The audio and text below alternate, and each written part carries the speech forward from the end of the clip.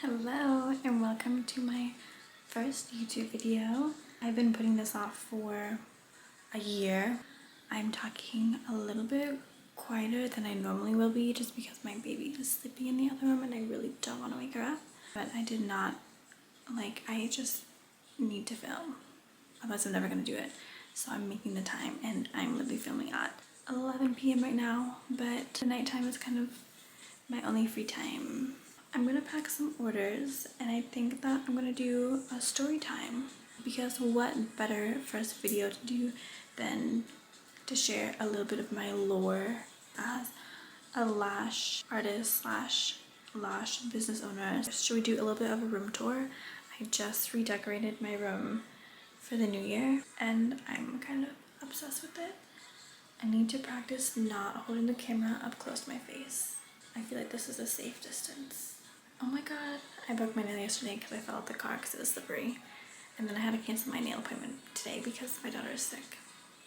So don't mind my one finger. Okay, let's do a little bit of a room tour. My little drink fridge has no drinks in it right now. It's not even plugged in. My cute little Amazon light that I got 2 years ago and it still is working great. My little hamper with my cheetah print weighted blanket for my clients. The weighted blankets make for the best lash jobs, I swear.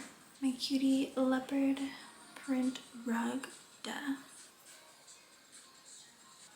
Self-explanatory, that's my lash bed. I got this cute little sign from Etsy, but I recently kind of changed my logo, so I kind of need to get a new one. I think this time I am going to get a neon sign. I didn't want to get a neon sign one because I already have one, but I feel like it just doesn't, this one doesn't really pop how I want it to. My cute lash, my cute little lash cart. And then I just got this and I'm literally obsessed with it, and it's my dresser.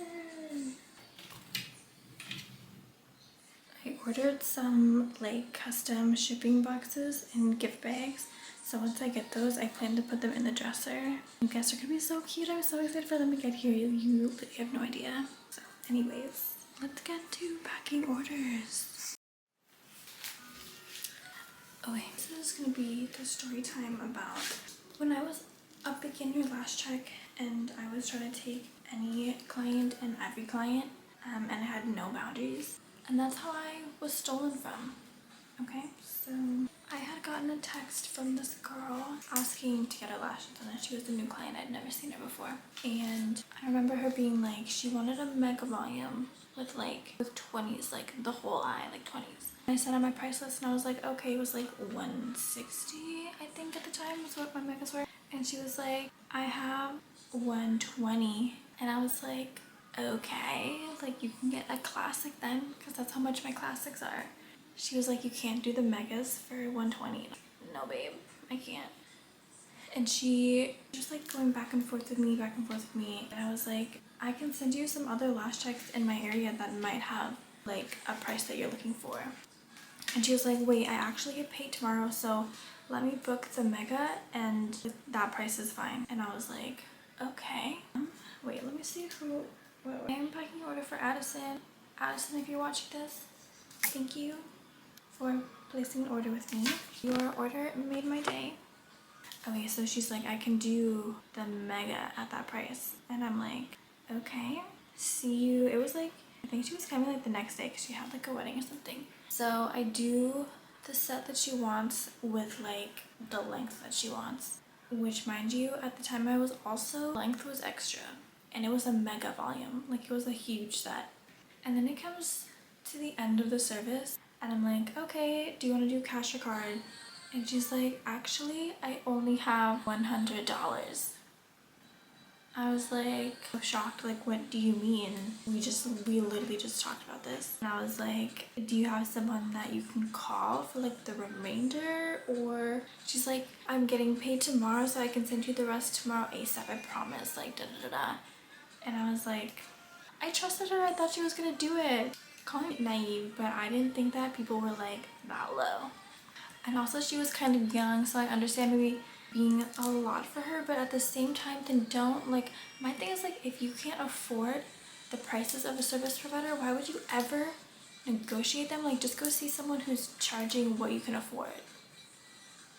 Like, what is so complicated about that? Anyways, so she leaves and I got $100 from a $160 service.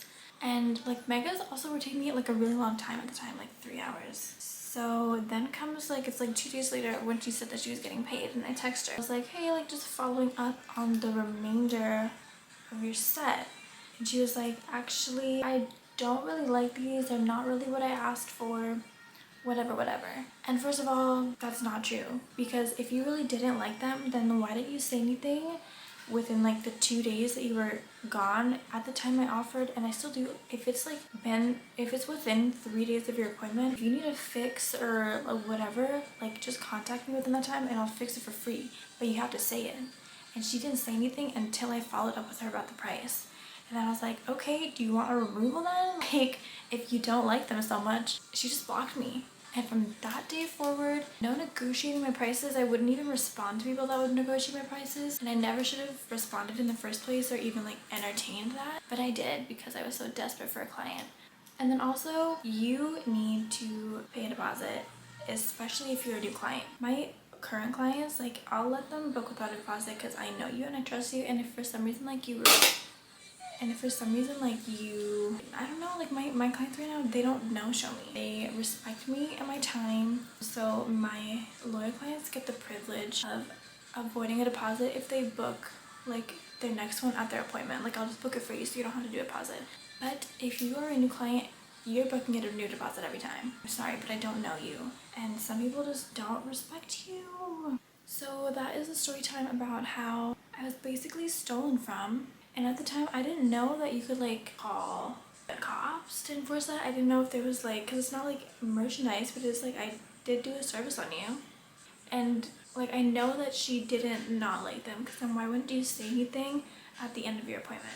How would you handle that? How would you handle a client who came to the appointment, you did the service, and then at the end of the service they're like, I only have this much. Like I don't have the full amount. Like, what do you mean you don't have the full amount? What does that even mean? Can you call somebody? Like, don't be desperate. Have boundaries, because if you don't respect your business and your policies, like, no one is going to. And it took me a while to become comfortable enforcing my policies and asking for deposits and stuff, because I felt like I was doing too much, but like, you have to do too much sometimes. People will walk all over you if you don't. Well, thank you for listening to my story time. I'm writing my cute thank you cards for my orders, and I will see you in the next one. Have a good night or